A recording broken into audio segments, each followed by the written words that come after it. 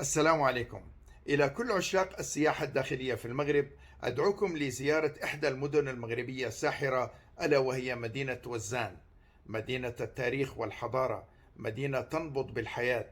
مدينة وزان الزراعة والصناعة التقليدية والحرف اليدوية، مدينة الفن والثقافة. مدينة وزان كرم الضيافة والناس الطيبين والطبيعة الساحرة الخلابة. كل هذه الأمور ألا تثير الفضول باش نجو ونزوروا هذه المدينة الجميلة؟ مرحبا بكم في مدينة وزان. محبتي لكم، حسام الدين نصر.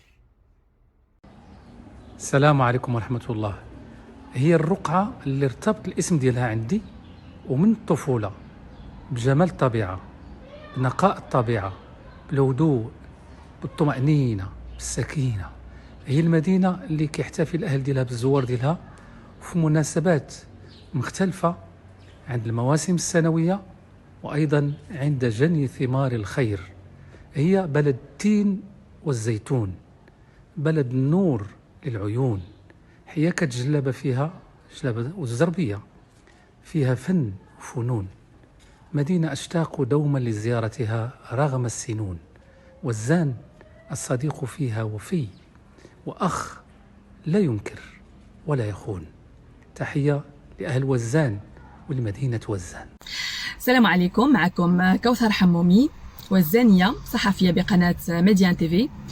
ربما سيصعب الحديث عن مدينة وزان في أقل من دقيقة، فهي مسقط الرأس، وهي الأصل، وهي النشأة، وهي ذكريات الطفولة والامتداد أيضا. وأنا دائما أقولها، الوزانيون لديهم علاقة خاصة جدا مع هذه المدينة. أنا أشبهها بحضن الأم، فمهما سارت بنا دروب الحياة ومهما ابتعدنا وكبرنا في السن، إلا أننا نبقى بحاجة إلى هذا الحضن ليضمنا من جديد. وحبنا لها غير مشروط، نحن نحبها كما هي على حالها، ولكن نتمنى أن تزدهر وتصبح على غرار باقي المدن المغربية المتقدمة. ونطلب من المسؤولين أن يستغلوا ما تزخر به هذه المدينة من مؤهلات تاريخية وحضارية وطبيعية وسياحية، ليجعلوها كما قلت في مصاف المدن المغربية الأخرى المتقدمة، لأنها تستحق.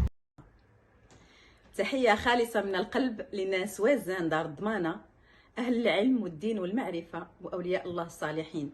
تحية خاصة من باريس، من الفنانة نادية الشعباوي.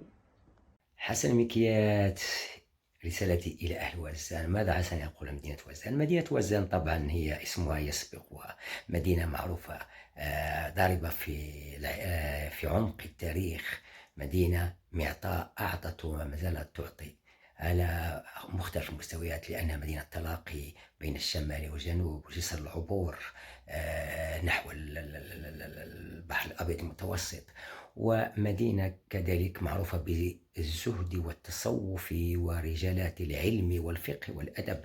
نذكر على سبيل المثال مولاي عبد الشريف وسيدي بوهلال ومولاي التهامي. مدينة أيضا معطاء على مستوى الزراعي والفلاحي، خصوصا أنها مدينة معروفة بطبيعة الخلابة ومياهها وينابيعها العذبة والشجرة المباركة شجرة الزيتون وزيت الزيتون. محبتي لأهل وزان ودائما في القلب.